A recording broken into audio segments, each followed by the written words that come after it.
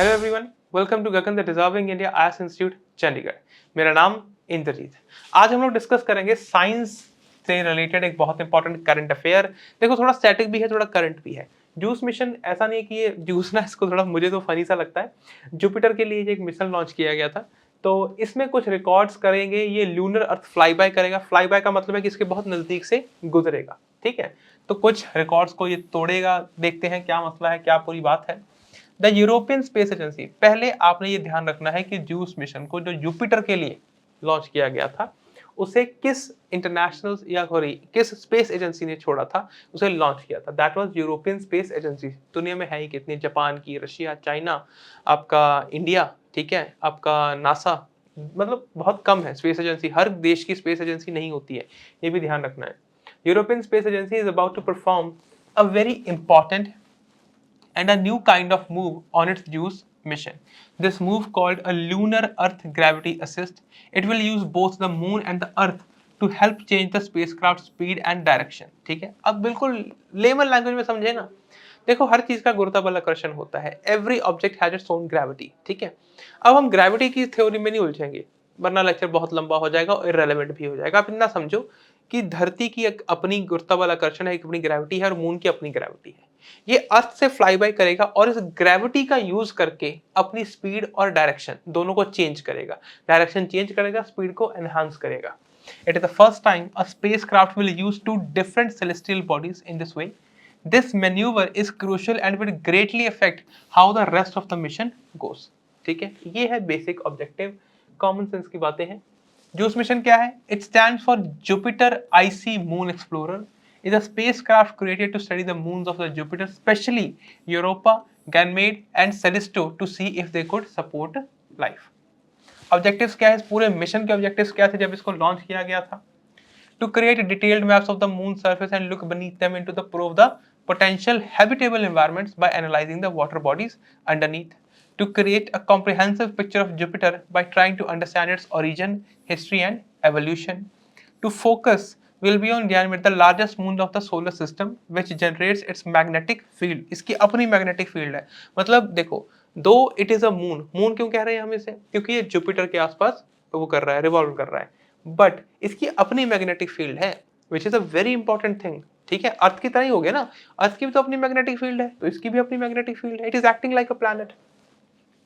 The three moons, Ganymede, Callisto, and Europa, are believed to hold the immense amounts of water, potentially making them habitable. Right? Next देखो, execution of the flyby. आपने इस word के ऊपर बड़ा ध्यान देना है, flyby.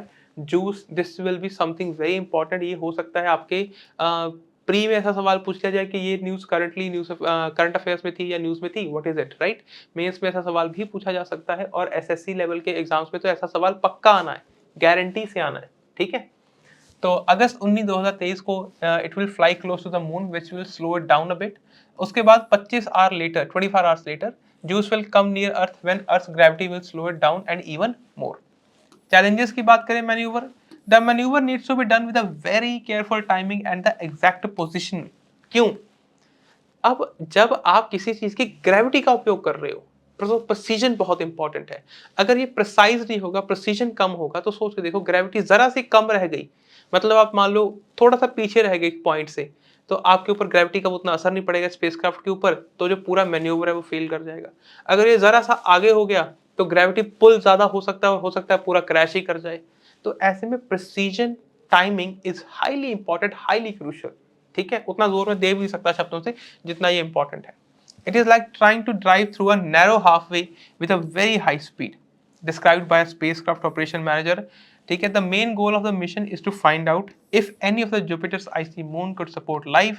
Dr. Oliver emphasized that this is the most important question that the mission is trying to answer. कि जुपिटर का कोई मून क्या लाइफ को सपोर्ट कर सकता है? अगर कर सकता है तो कौन सा, right?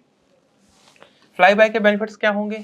The fuel saved during the lunar Earth gravity assist is very important for the JUICE future task. It will allow the spacecraft to fly close to the moon, one of the Jupiter's moon, at about 200 kilometers above its surface, and take detailed pictures and measurements. This flyby will also give the team a chance to test the spacecraft's tool in space, making sure that they work well before the JUICE begins its detailed study of the other moons and Jupiter's main moon Ganymede. ठीक है, next देखो, facts देख लेते हैं थोड़े. It is led by European space Agency ESA, aims to explore June mission. ठीक है, Jupiter's moon sorry. The mission was launch in April 2023. ये साल याद रखना है. The spacecraft has 10 scientific instruments to study the icy surface and possible underground oceans of the moon. Right, last देखेंगे, JUICE will also study Jupiter's magnetic field and atmosphere, providing important data for planetary science. I hope ये topic आपको यहाँ तक समझ आ गया होगा. हम मिलेंगे नेक्स्ट वीडियो में, तब तक अपना ख्याल रखें, खुश रहें, धन्यवाद.